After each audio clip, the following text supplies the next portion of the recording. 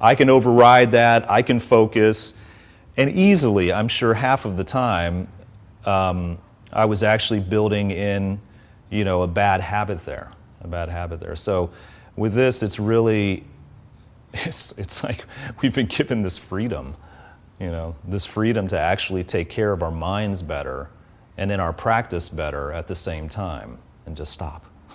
Just stop and start again. So with that, let's meditate.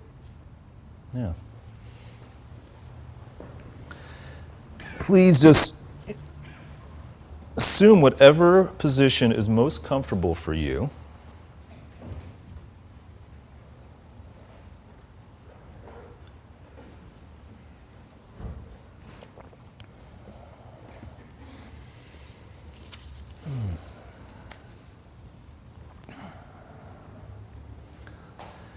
Most importantly is to keep that back straight. So lift up with the string at the top of your head if you need to straighten up a little bit, or push down with your butt. Having your spine straight is what helps to keep the chest nice and open, which keeps your breathing nice and open.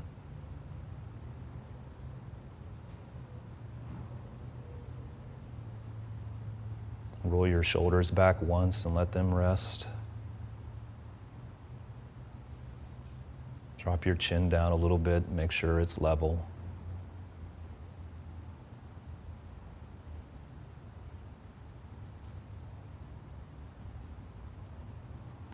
And please start to watch your breath.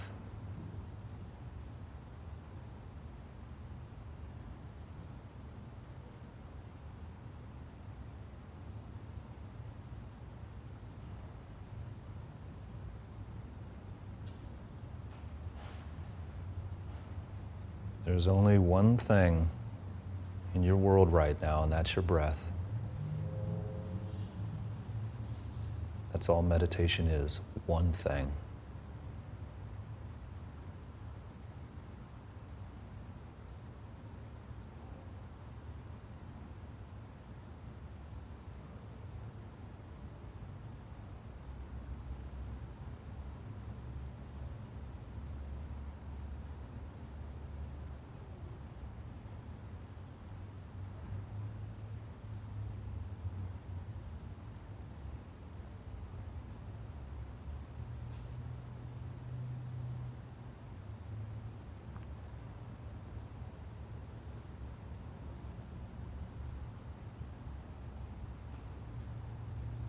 Now go to that mountaintop where your lovely retreat cabin is, and into that room you have dedicated to meditation, your golden room.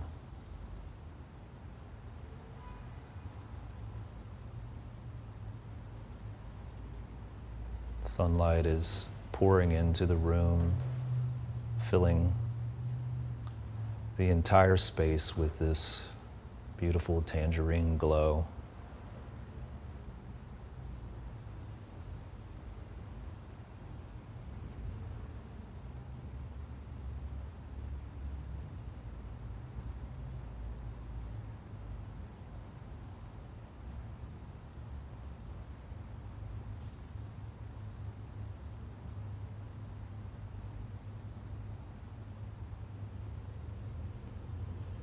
Try to just enjoy the color that you see in the room, the warmth of the sunlight. Just enjoy that.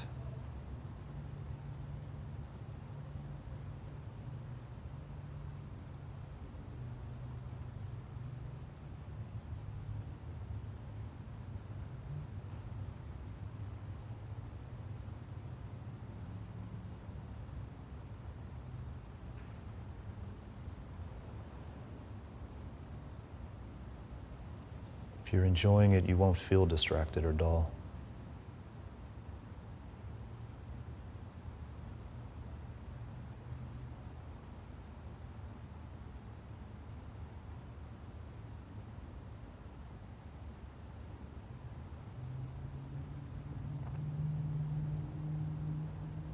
Look outside at the expansive blue sky.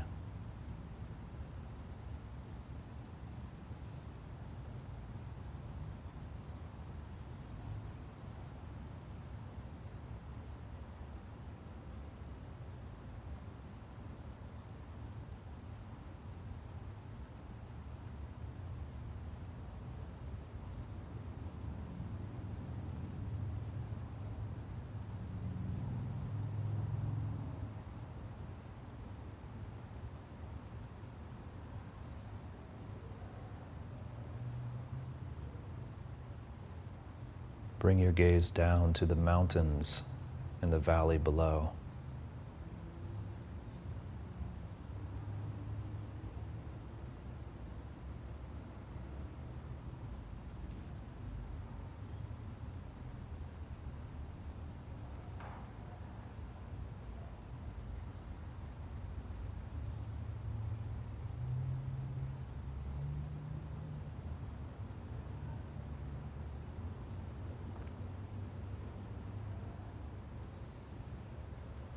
Come back into the golden room and ask your teacher to please come and sit with you right in front of you.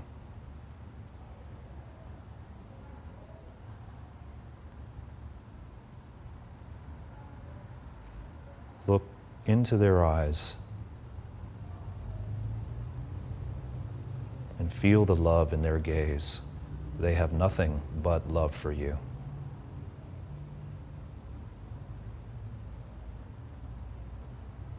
Stay on their eyes.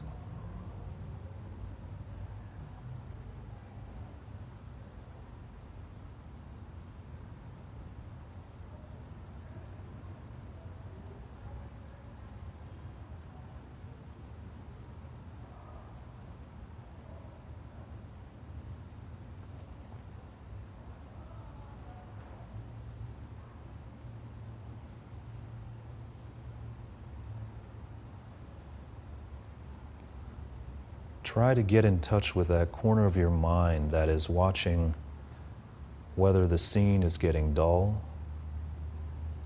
or whether you're thinking about food, or even subtle agitation, which means the feeling of being about to think about food.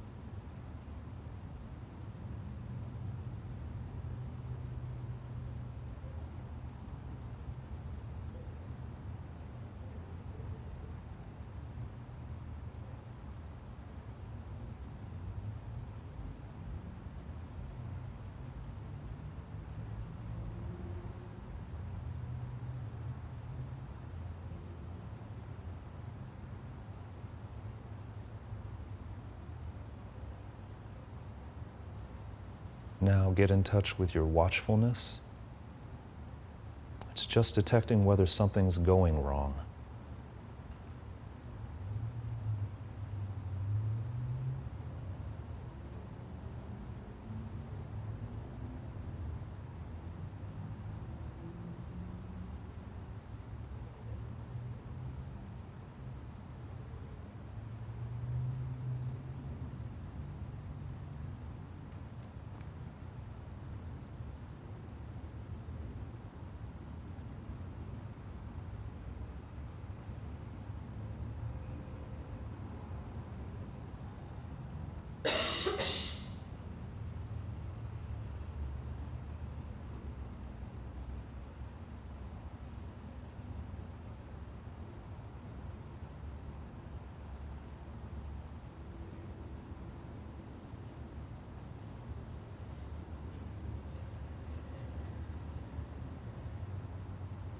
Observe the difference between watchfulness, detecting something's going wrong, and recollection, your capacity to pull the mind back to the object. Try to observe the two working in your mind. See if you can distinguish between those two states within your own mind.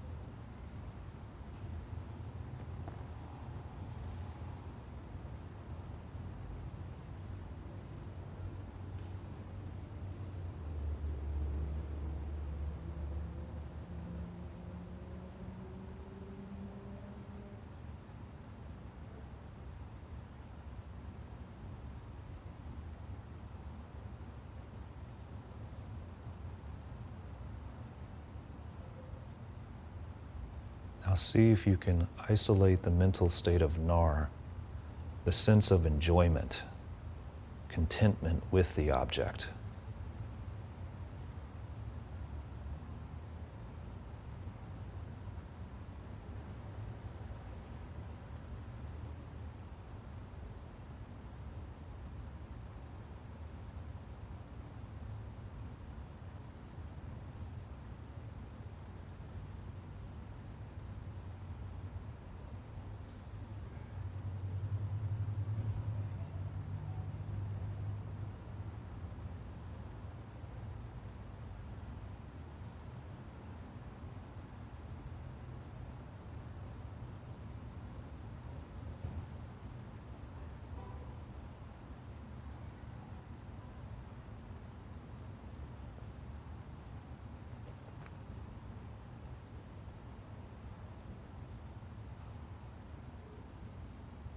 Get to know these three friends: watchfulness, recollection, and contentment, all helping you to stay on the object of your meditation.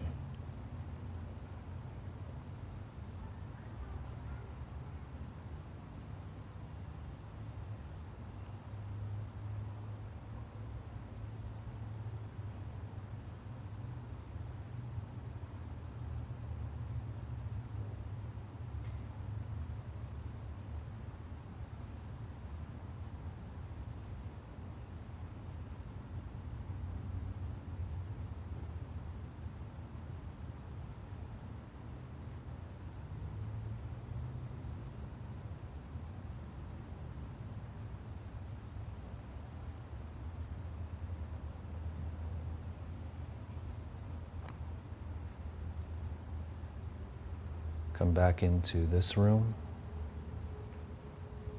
and slowly open your eyes.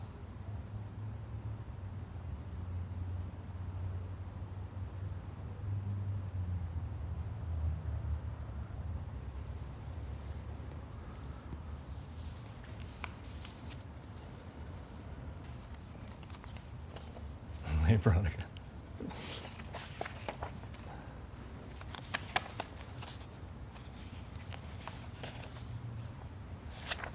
Hey, Lily. You feel it? Would you hand these to them, those two ladies? You have to do another one? Hmm? You have a 30 person. Oh, yeah.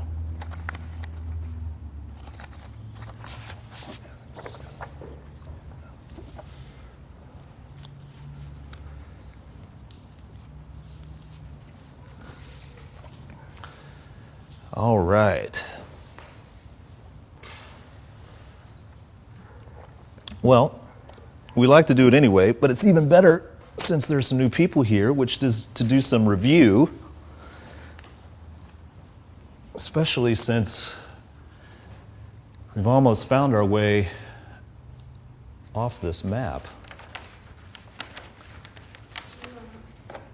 Finally answer that question. Yes, yes. So the rabbit, at least from Geshe-la's last teaching, is yes, the black rabbit, which is up here, is subtle dullness.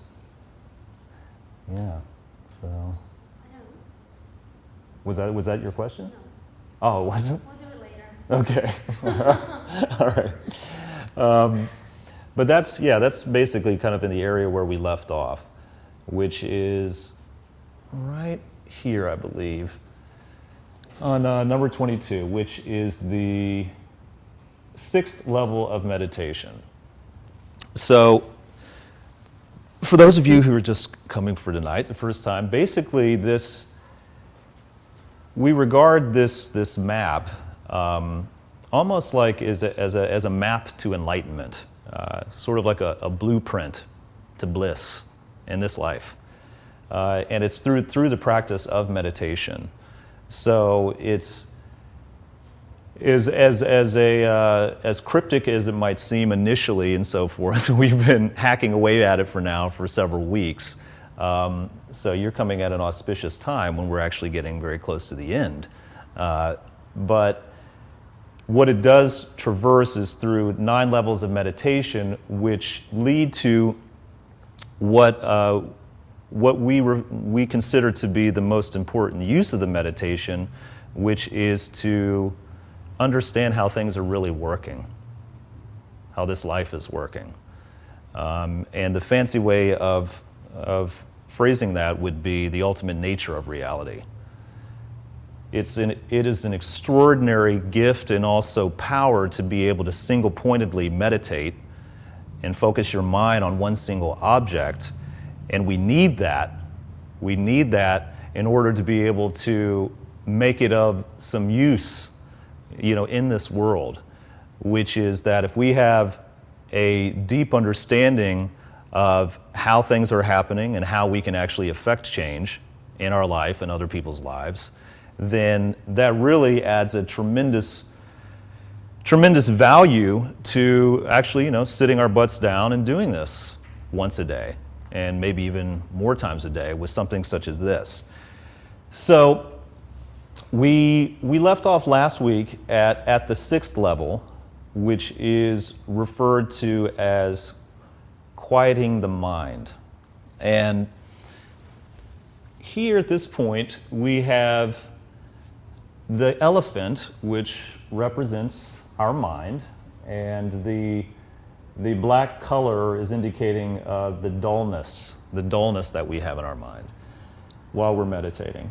And then this little guy here hanging on to the tail is a monkey who represents distraction, and the black color within him specifically represents agitation, which Dimitri was asking about earlier. It refers to when our mind goes off to something that we like versus just being distracted, which is that our mind is just going off the object. So that's a more broad term for the distraction. So here, things are doing pretty well for our master, or I should say our aspiring master meditator, Finn here standing in the front. Because at this point now, the dullness that he's having in meditation is pretty low. And the monkey is just, literally is like hanging on by a tail, which is indicating he still has a little bit of black in his legs there, which really represents that subtle agitation is still present. So that is something that really gets triggered by when one of the corrections that we can often use is that when we're really feeling dull, that we can uplift the mind. And one of the ways to do that is certainly by having gratitude, thinking about other people that we're thankful for that have been in our lives. But of course, as things go in meditation, you can start like exercising one thing and you do too much of it, and then it's like, then you need to back off of it. So in this situation with subtle agitation can often be triggered by actually uplifting the mind too much. So we were saying practically it can be in a situation where, you're thinking about the parent that you really love, and your mind just kind of stays on them for like 20 seconds, 30 seconds, something like that, and you've kind of completely lost your object at that point. You originally were not meditating on your mother, but then you went to think about her in gratitude to uplift your mind to help you get more clear, to bring you out of dullness, and you actually now have some subtle agitation because you've stayed stuck on it. So in this situation, it's still something that we have to contend with at this point, but it's not overwhelming. The beautiful thing about Finn in the position that he's in, holding up this hook in his right hand, and this kind of position of pure pride, is that hook of watchfulness, which essentially is just meaning that power that he has at this point to be able to see when the distractions start to arise in his meditation.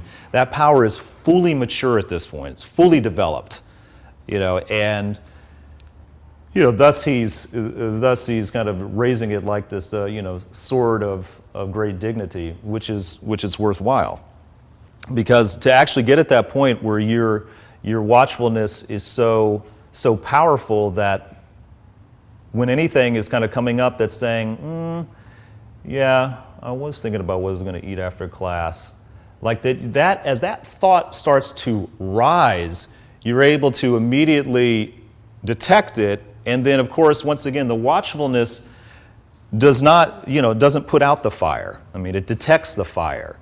So then you need recollection, which is to just bring your mind back to the object. So you're constantly using both. And at this point, though, the watchfulness is pretty professional. So then we're progressing along, and then we get into this next bend in the road, which is number 23, which is the bends in the road represent the powers, our 6 powers.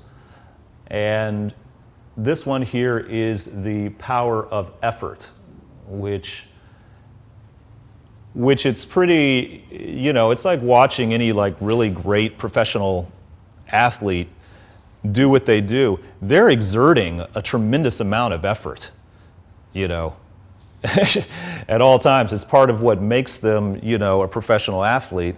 But that's the thing, is that they're not focused on the expenditure of that effort. This is something that they become so well trained, in their bodies and minds to exert themselves. And that's the same thing in the meditation here, is that you've actually now really acquired that power of effort, which is exactly what's going to propel you towards what's going to be the 7th level of meditation, which is number 24, which is up here where Finn is standing in between the elephant and the monkey. So the 6th level was quieting the mind. The 7th level is completely quieting the mind. And this is one of the things I love in this this tradition, is just when you think like, oh yeah, that's it, it's just quiet, and it's like, no, actually there's completely quieting the mind too. There's all these degrees of subtlety.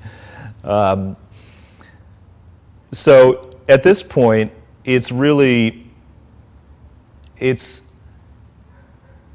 almost as though you're, for the first time, really getting on solid ground in your practice, because you've both matured the power of watchfulness coming out of the 6th level, and now at the 7th level, you also mature that power of recollection. So now you're really balanced. You've really got both faculties of the mind to be able to get some of that deep traction that you want to get with this, to get where we're ultimately trying to go, which is to be able to perceive how things are really happening in this world. Yeah, and I love this. They talk about what the difference is between the 6th and 7th level, and what it is at the 7th level is that you don't have any serious concern that you will give over to subtle dullness or agitation anymore. The key there is serious concern. There's still this kind of lingering notion to you that, like, okay, you know, it could happen, but if it does happen, you will be able to take care of it immediately. So in other words, if you go off the object, your watchfulness and recollection are so strong at that point that you're able to correct the problem immediately and also effortlessly. You don't feel, because, you know, wherever you are in your process with meditating at this point, there are the times where, like Dimitri is saying, with like the song that just would not, you know, that his mind just would not let go. And, you know, you get in there and sometimes it's like, it's a real struggle to the point, you know, where you'll bail. And that's what's so key about this level, is that you're not bailing. You don't have to think about it in that regard. You know, your faculties are so strong at that point, is that, okay, yes, I detect a slight issue here. So you're going to stay in there. And then I think we reminded ourselves about what were the modes of focus that got us to the 7th level. And it's pretty simple, actually. When we started way down here, when we could just barely keep our mind on the object for a nanosecond, the first 2 levels of meditation, because of that, because of the struggle just to keep our mind on the object, the struggle is so great that the mode of focus, the way we're focusing our minds right now, in order to actually focus, it takes a tremendous amount of energy. So that's why we call it forceful concentration. That's the mode of focus at that time, in those first 2 levels. But then, when we hit the 3rd level and up to the 7th, we hit what is really being able to focus in a stream, but with patches of dullness and agitation interrupting us.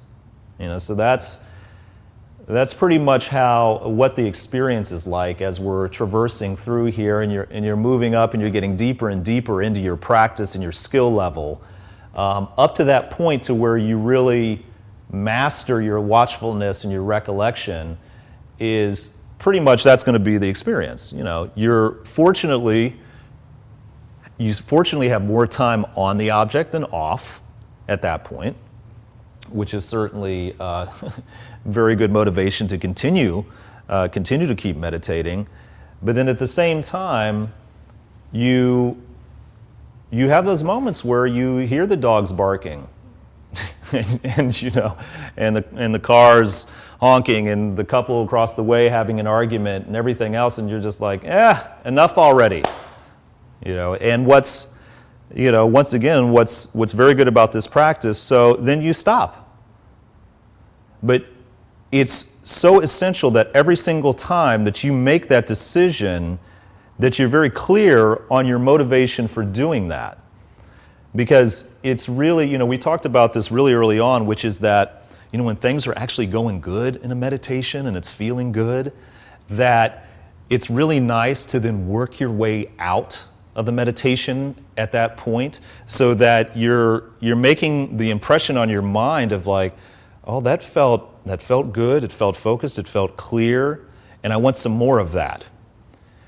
That's the last impression you're making on your mind at that time, versus, you know, all this frickin' noise out there, enough, and stopping. Then that's the impression that you're leaving in your meditation practice. So, yeah, that's the reason that becomes so important there, is that you get to this point when the patches are coming in and out, that you want to maintain that quality, because that's really what we end up kind of needing to refine in those levels, is that the sustaining quality of concentration gets diminished in that process. I mean, that's really what's kind of going on there, is that we're needing to continue to keep refining our quality of meditation and or concentration, and at the same time, you don't want to be just making all of these terrible impressions and seeds in your mind of just like, this is not going well, I suck, you know, why did I ever start this to begin this? What the hell was that guy saying last week anyhow? You know, all of these things that just keep kind of coming up. And that's exactly what can really take away from the quality of our concentration. So that's really what that's really what the focus is through those levels of 3 through 7. So then that brings us to 25, which is right over the completely white elephant there, which is the third mode of focus. And that is where you have now the ability to concentrate in an uninterrupted stream. And that's what that's what we're shooting for, just to be able to stay fixed, to stay focused. And that level of single-pointed concentration can only happen at that point where we're no longer caught up in this struggle of dullness and agitation and distraction. And they use it quite simply just in the visual context of showing that the elephant is completely white, so your mind is completely clear. The monkey's gone, and the rabbit is gone. So things are looking good. Things are looking good. I mean, this is where, it's with all of these, with all of these lists and interpretations and so forth, part of what makes them so serviceable for us and productive is the fact of, when we tend to get into something that we care about, it really seems to serve us well when there's something to shoot for, very specifically. And that the whole reason that our academic system is structured the way it is that we kind of are raised in this kind of, this is what we consider to be the process of knowledge. You go to this class and so forth, you start out in pre-K and you go to kindergarten and first grade, and this is just following along in the same suit as that, which is that you go to look at this to say, okay, I actually felt like I had a fairly clear meditation, but I really wasn't that stoked about it, really wasn't that excited about it. So then you're able to look at this map and then be able to make the correspondence between like, oh, all right, that's what I need to really focus on now in the next meditation, versus this kind of hurly-burly experience where it's like, okay, well that went well, and you don't really kind of keep track of what went well and what didn't go well, and you come to something like this. And you can literally mark for yourself. And we were saying this, it's like, if you come out of the meditation, you're like, yeah, I was totally at level 1. I could barely keep my mind on the object. I didn't really have any clarity. I was totally thinking about the Madonna song, the majority of the meditation. It's like you're going down, you're just like 1. And I mean like a big fat 1. And then there's maybe later that night, and you do this 5-minute meditation again. And it actually goes pretty damn well. And you go back to here, and you'll start to see, if you start using this map in that way, that it's like, wow, I tend to be more in level 2 or 3 more often than I am 1. And it's amazing how, it's like what you might consider to be the most benign things that'll actually give you some motivation, such as this little map here. So, at this point, like I said, the mind is actually clear and has got all the powers going for it, which can bring it to number 26 here with Finn, which is the 8th level of meditation, which is referred to as attaining single-pointed concentration. And what what that really translates to is that at the beginning of your meditation, you just, it's almost, Geshe has talked about, it's almost as if you go to sit down, you've made a choice, I'm going to meditate now. And you go and you sit down and you take your posture and you close your eyes and then, or you have them half open and you place your hands down and you're there. That's it. That's the minimal effort that you're needing to apply, and then throughout the entire course of that meditation session, you will not be deterred whatsoever from your object. And I love this here too, because Finn is just kind of making this like little kind of like hand gesture that's like the minimal effort is like this way, like he's kind of just saying like this way, mind, and kind of guiding it just with that kind of ease. He's not in total control of his mind at that point, but it takes just that kind of effort, which I certainly hope to experience and for you to all experience in this lifetime. Then we moved into the last bend in the road here, which, as all the bends in the road have represented, is the last and final sixth power, which is habituation, which is continued practice, total habituation. And it's the experience of that, there's just so many beautiful ways that can be translated in your life. I mean, one way could be the fact that you really are living in a meditative state of mind, which is beautiful. It also could be the fact of that it's more like you have these moments where maybe you're saying to yourself, well, I'm not formally meditating right now.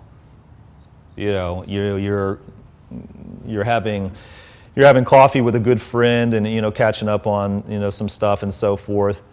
But it's as though you're aware of that. It's almost as though you're aware of the fact that, well, okay, I'm not formally meditating right now. But actually the quality of my mind, the quality of my concentration is the same. I mean, that's your life. This is how you're living now. And with that, hopefully would come, certainly a decreasing recognition of the power of the ego, so that you're not getting caught up in that. Well, I am this. I can really meditate now. And I am going to sit down and meditate for 4 hours clean. I mean, that's definitely not there in the cards for this. That's the beauty of it, is that you've reached that point of total habituation. And finally, we make it to here, the 9th level,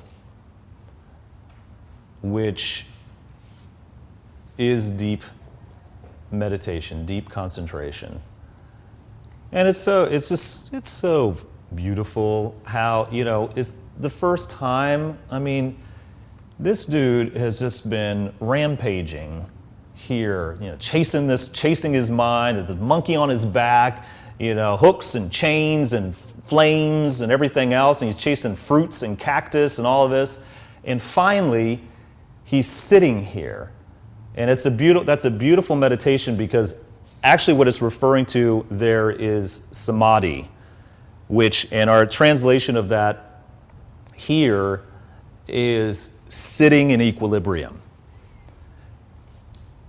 And that's exactly what deep concentration is that you are in equilibrium. And it's really sweet that the elephant is, resting. That's his mind is resting next to him, and is no longer making his life hell. So yeah. So I think I think the last place we left off was like, okay, here we've for weeks now, been trying to get to this point of the 9th level, and what is all of this action that's, happening after this? And there's a lot of action happening, actually, and we'll dig into it tonight. Yeah, it's important to recognize the fact that samadhi is incredible to make it to that level, and yet it is not the level of concentration that will actually give us the ability to perceive how things are really working. One of the points that we spoke about was the fact that at this point, at the 9th level, it's actually the highest state of mind in what we were referring to as the desire realm. So, okay, what the hell is the desire realm? And what are, it sounds like potentially a new list, which it is.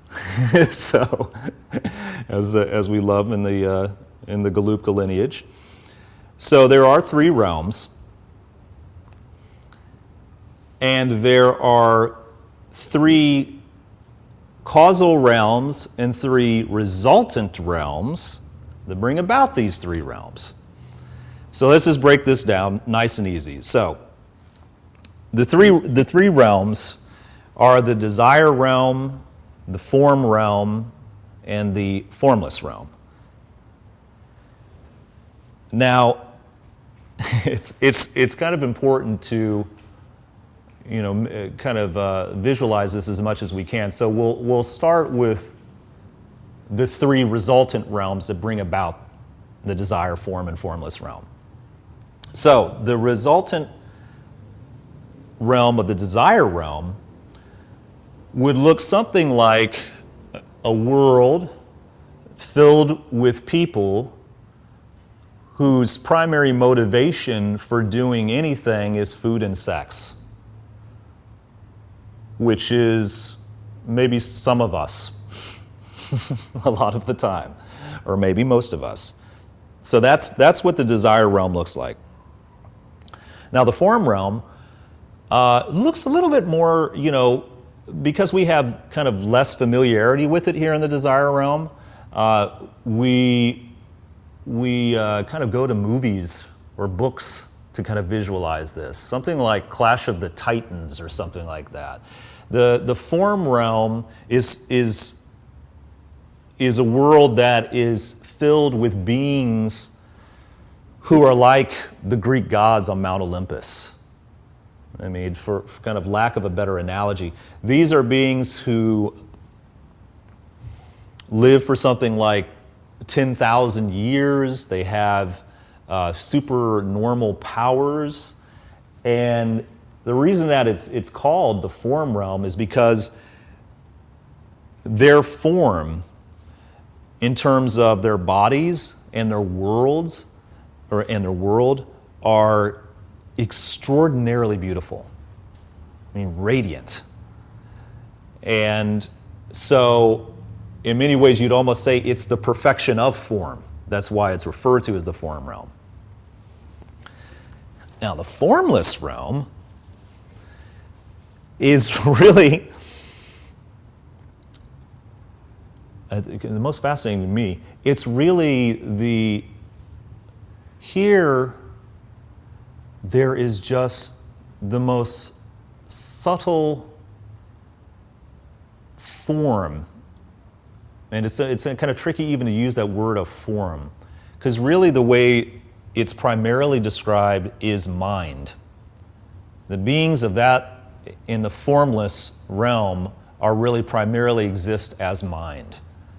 And specifically in the yogic tradition, you would say they are a manifestation of prana, or inner winds. I mean, that's simply it. So those are the resultant.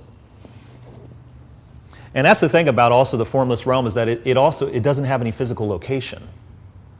which can, obviously be a bit challenging for us to wrap our hands around sometimes, but it is something that is still not, it's not ideally where we want to head. So now the three causal realms that propel you into that kind of world, the result of seeing that kind of world. So what are the cause that brings us into perceiving a desire realm, this kind of world? So the first cause would be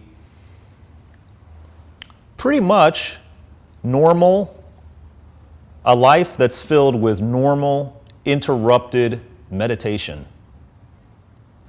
So you've been meditating on a fairly consistent basis, but in terms of the level of it, it's remaining in the levels of like 3 through 7. And what that does is that it creates the causes for you to be someone who is susceptible to these types of impressions of being primarily driven by the desire for, and they're like referred to as like lower pleasures, food, sex, and so forth. So then the second cause would be basically described as deep meditation. So you're a being who has achieved a level of deep meditation on a consistent basis. And the third level would be actually extremely deep meditation. And that's placing us pretty much really at the 9th level, so that you're at that point where you're in there and you're in meditation and there are no issues. It's very important for us, to just be really practical about it, that the desire realm is actually pretty much the most ideal place for spiritual practitioners. And that is because we experience a good balance of pain and pleasure. So, we've got enough pain and pleasure to motivate us to seek the means for a better life. That's just it, really. That's why many of us are in this room, is that, it's like, it works on both sides of the coin, which is that maybe you practice yoga, maybe you've been meditating, maybe you actually treat people fairly well, maybe you speak honestly the majority of the time, and you have the desire to continue to experience that yourself. So in other words, it's like, or you benefit from the fruit of tremendous generosity from someone, totally unexpected, and so there you're experiencing enough of the pleasures of life that you're like, wow, okay, well, I want to generate the causes to keep this going. And then, of course, there's the other side, which is that, your loved one dies tragically. You get fired. Your lover leaves you. That's enough experience of pain as to, is there something better than this? I want to believe that there is. So that's why this desire realm, and as His Holiness talks about, is perfect. It's perfect to actually be able to realize the mind of enlightenment because of those causes. So what we're using there is we're using the swamp that we're walking through, which is that's the best thing we can use because it's here, and we're in it. So that's what is going to actually propel us into the place we want to be.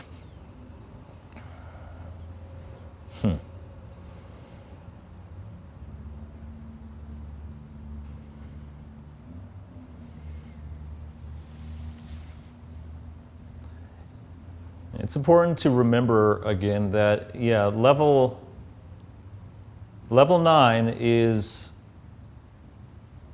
not what we refer to as shamatha, as quietude, which is what the name of this series is, Everyday Peace. So, yes, peace every day, throughout the day, all night, peace, peace, peace. And that is shamatha. But it's okay. The level 9 is not that. Because what we're really after is it's like the image that is used on the flyer and is often kind of seen when talking about single-pointed concentration, which is that, you know, we want our mind to be like a still lake at night that clearly can reflect the moon. And what's so important here is that it's okay if there are a few ripples in the lake. That's what makes the desire realm ultimately worthwhile, because it's that state of mind that actually can still ultimately end up perceiving how things are really working. So it's not as though your mind needs to be completely still forever. It's just that it needs to be still enough so that you can be able to see how things are really working. And so through meditation, you can achieve that. Why don't we take a break there and come back?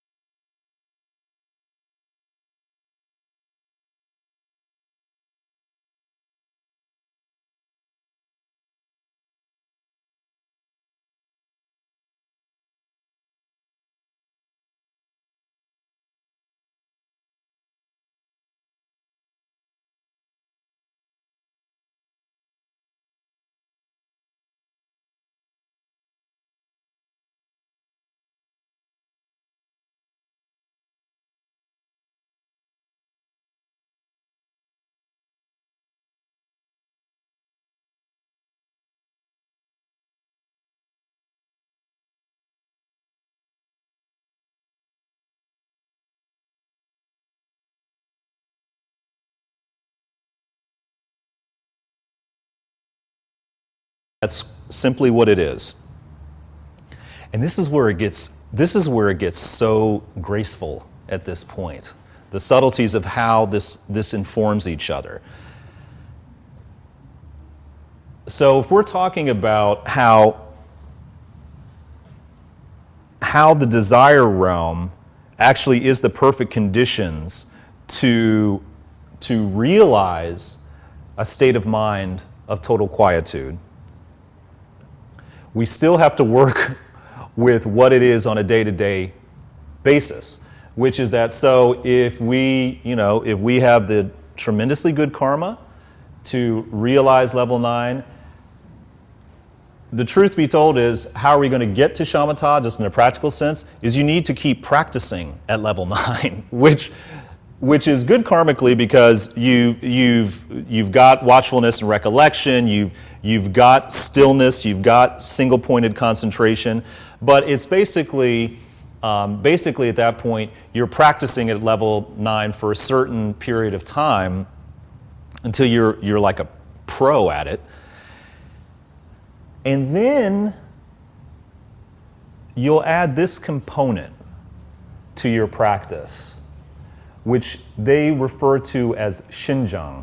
But really what that means is that there is this high pleasure of the mental and physical proficiency that you've realized. And so this is once again, right, using what are the conditions of the world we're living in. It's using this pleasure in a highly virtuous way. So that breaks down into that during meditation, your mind feels this deep joy, and your body literally feels like it's floating on air. Thus, Finn is floating on air. So he has that shinjang at that point.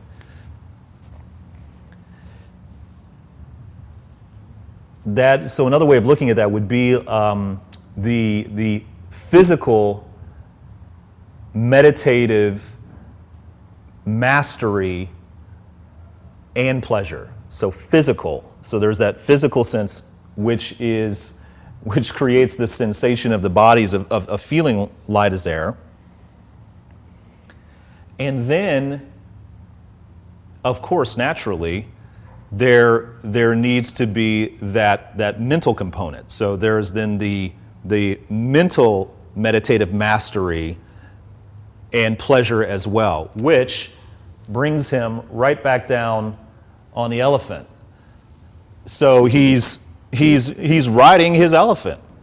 He's riding his mind.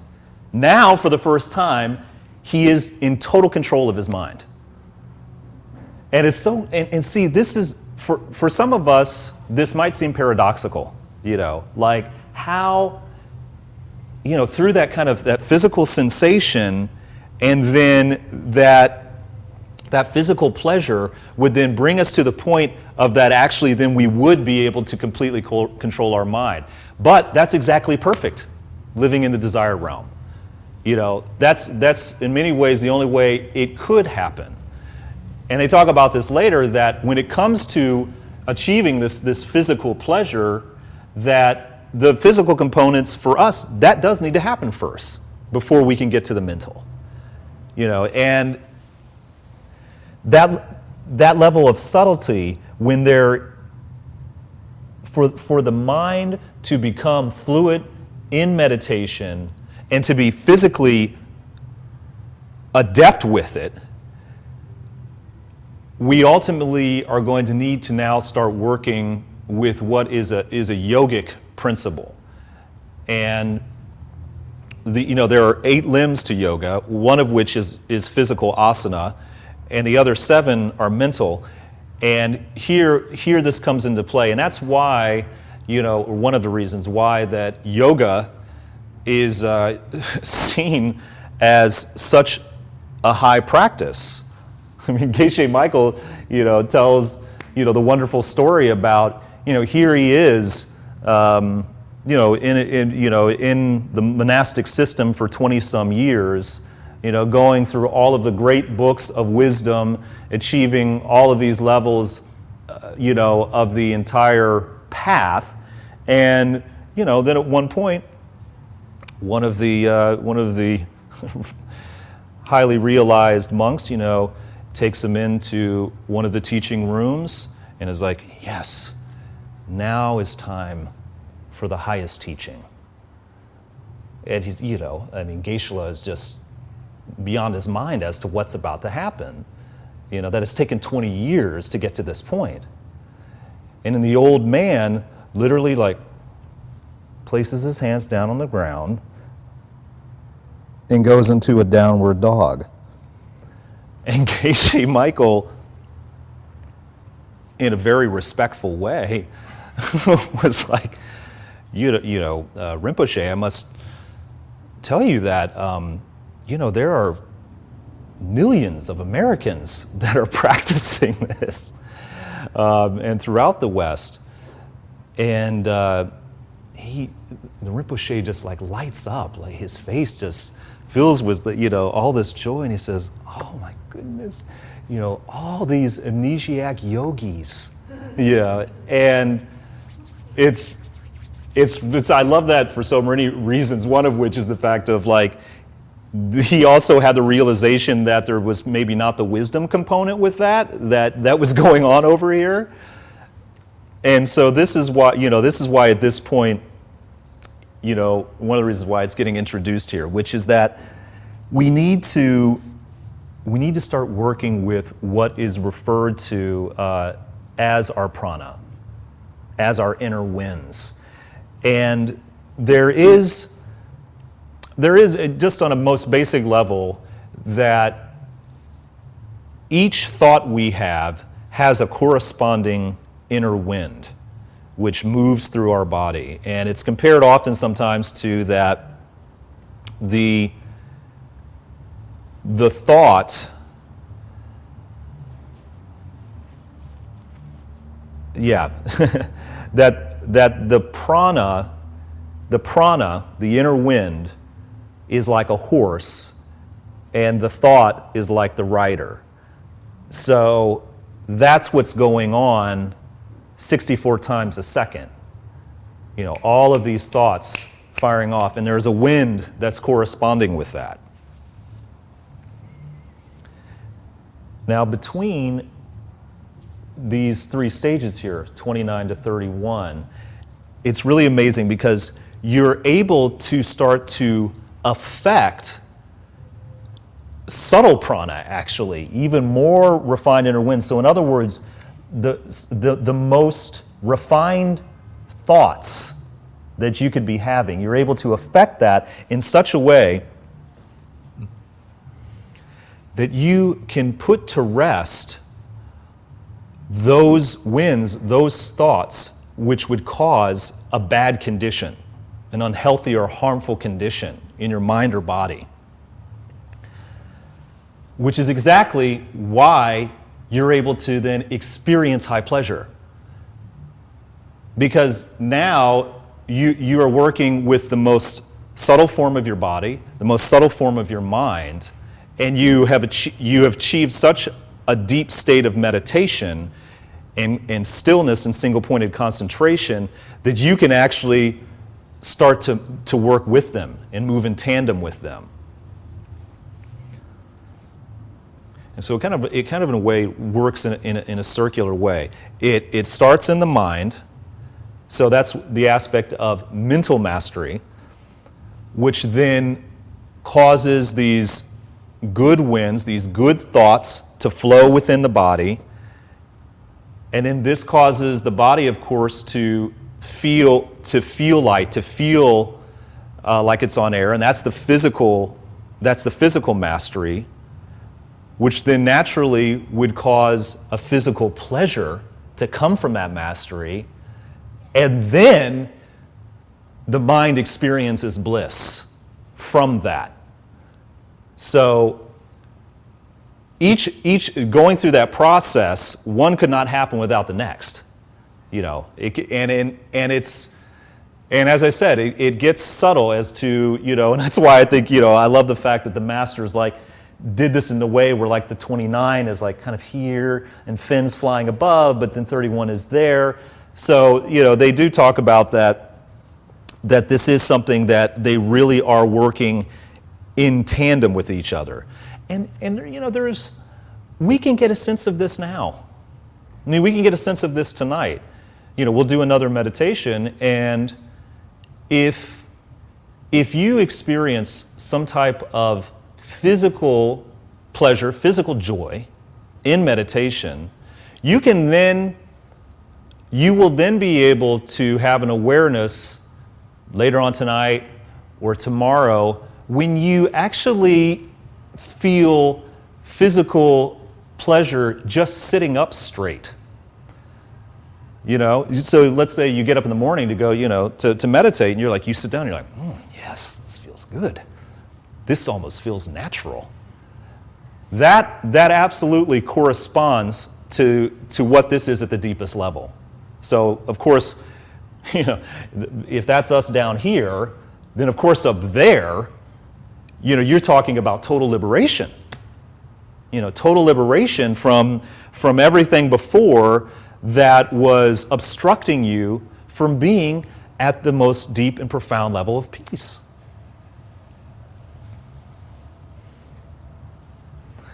And now's where it gets a little kind of magical. We're not quite there to 32 or 33, but during these stages in 29 through 31, when the physical pleasure that's experienced in that meditation at that level, we can actually get too much of a mental rush, even at that level. Fortunately, or I shouldn't say fortunately, but that kind of too much of a mental rush that you give over there to, that's what's actually obstructing you in your shamatha. But then what's working for you is the tremendous karma that's propelling you into that state of mind. So that will ebb. Geshe talks about that it actually starts to flow, it flows back and the mind rallies, in that moment.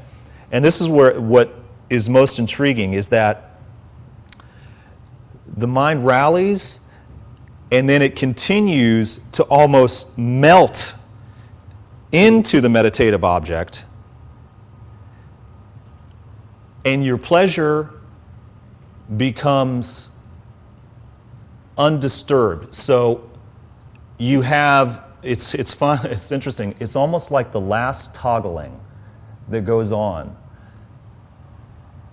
Because of this deep and profound pleasure of being in deep stillness, and that there are still some seeds that pop off where the mind, goes a little bit too overboard, that propulsion then moves you in completely into the object, to then when your pleasure is totally imperturbable, and then that is shamatha. That moment right there is the full realization of it. And that, at that point there, you are now in a state of mind which can then go on to perceive the ultimate nature of reality, how things are really working. So it's,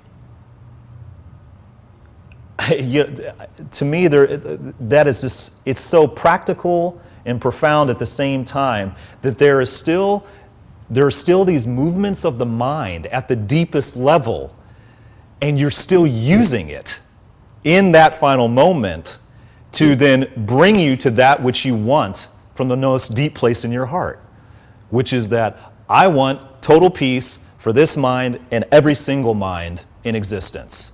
And it's right, and it happens right in there. You've got the full enlightened self-interest to feel this pleasure both physically and mentally. And when there's that last little like, and it, everything opens up.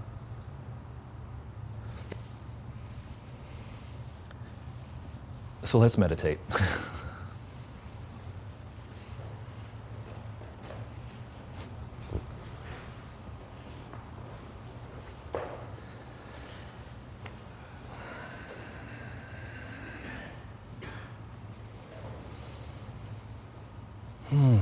So just take a few deep breaths in through your nose and out.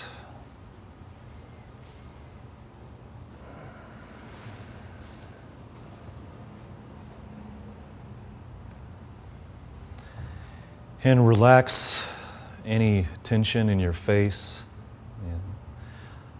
around the middle of your forehead or around your eyes or the corners of your mouth. Just relax, soften.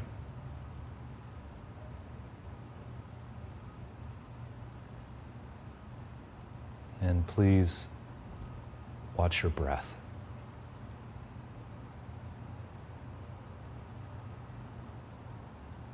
Just the breath. Just that one thing.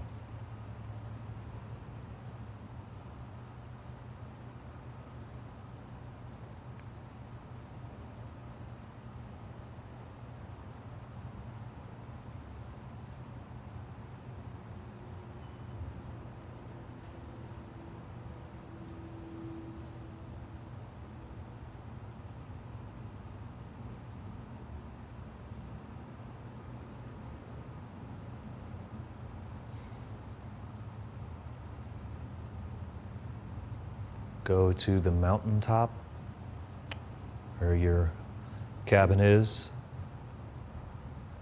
and into that special room, your golden room.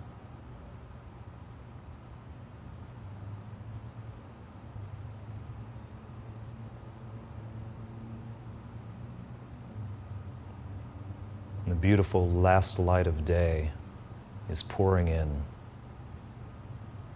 filling the entire space.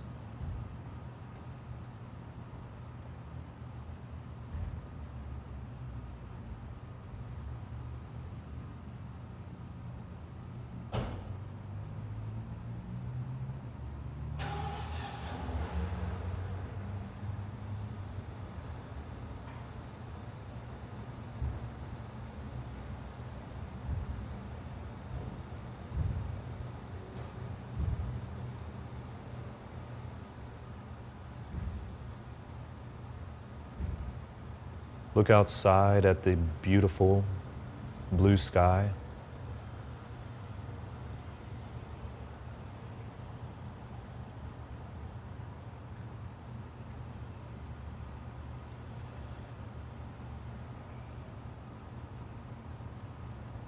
Just there, just the sky.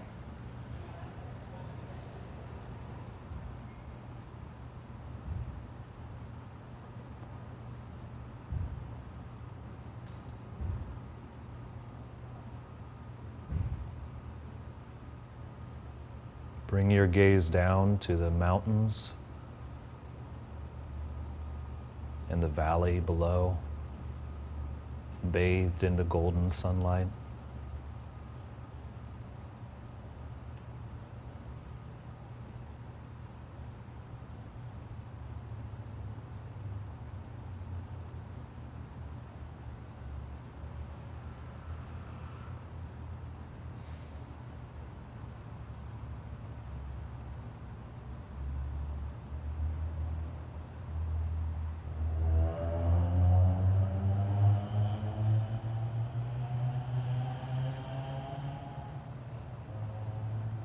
Come back into the golden room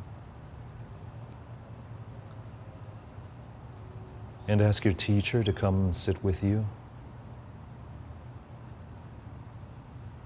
And they do, right in front of you, almost knee to knee.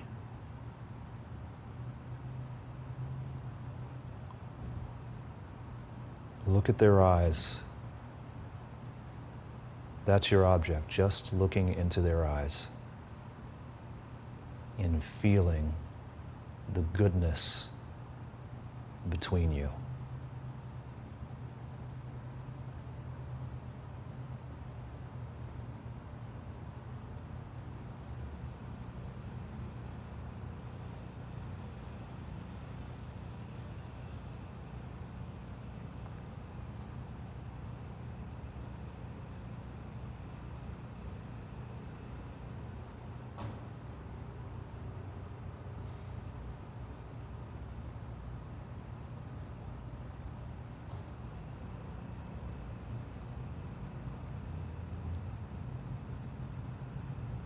Try to have a personal experience with the three friends that we spoke about in the first meditation.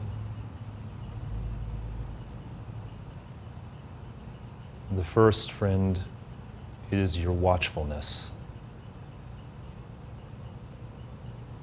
Can you identify the part of your mind that catches you being distracted?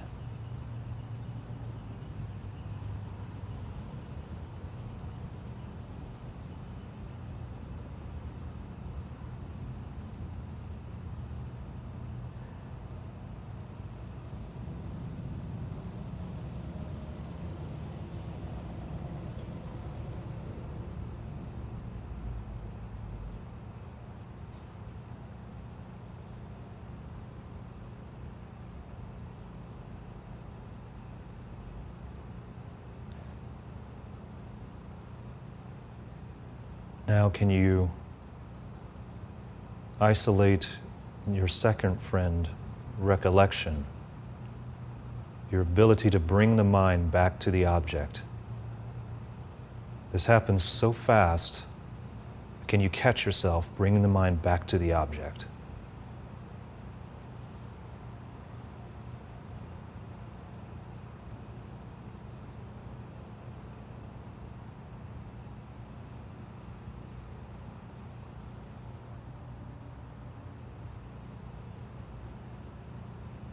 The object still is your teacher's eyes.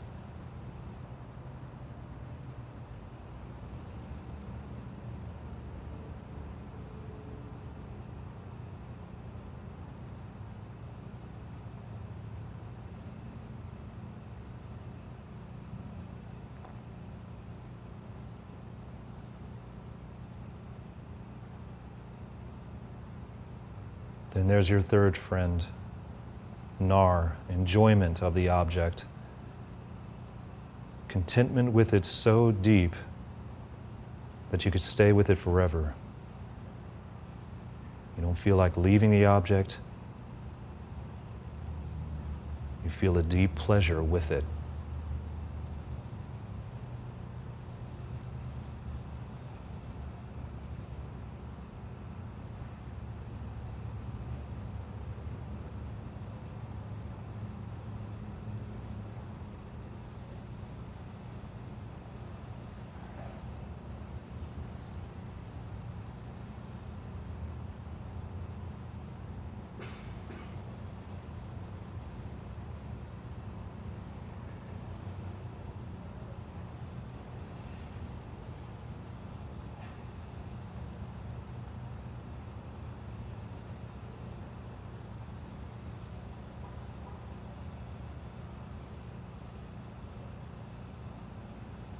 Be aware of your contentment and stay with the object.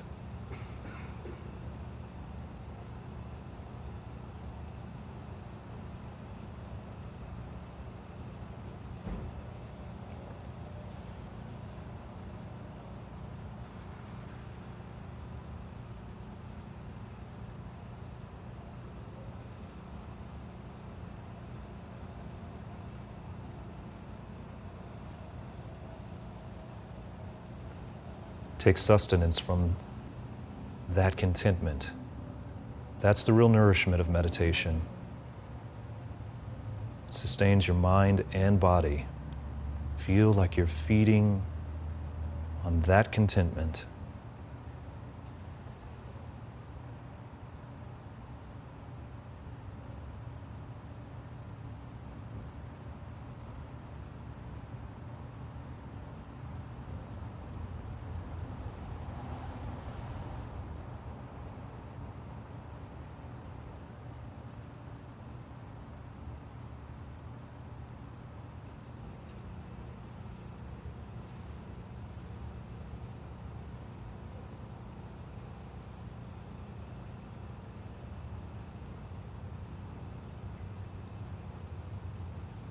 Come back slowly into this room, and you can open your eyes.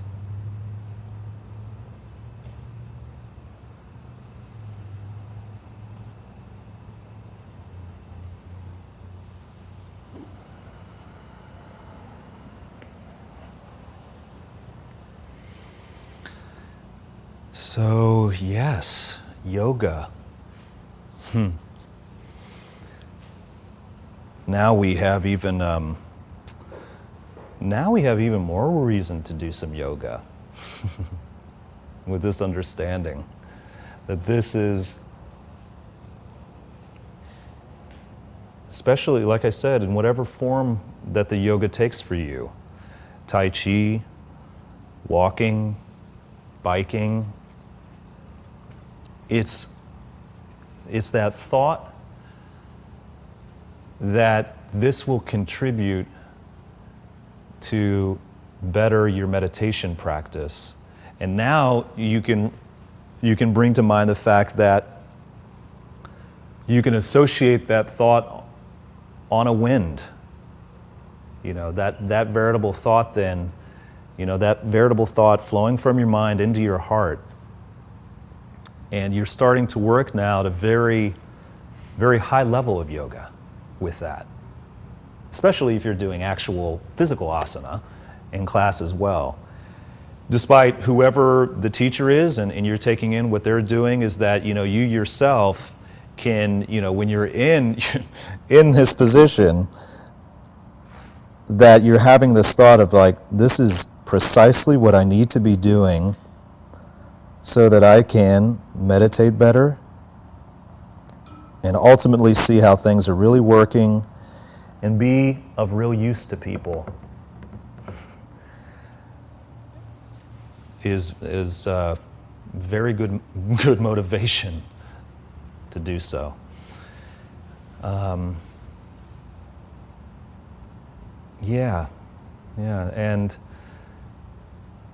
please, it's been people have been wonderfully donating to this class, and we are so very grateful for that.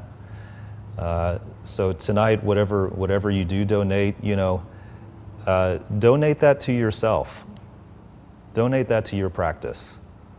Whatever you throw in that bowl, have that in mind, and enjoy the holiday weekend. So thank you all. Happy meditating.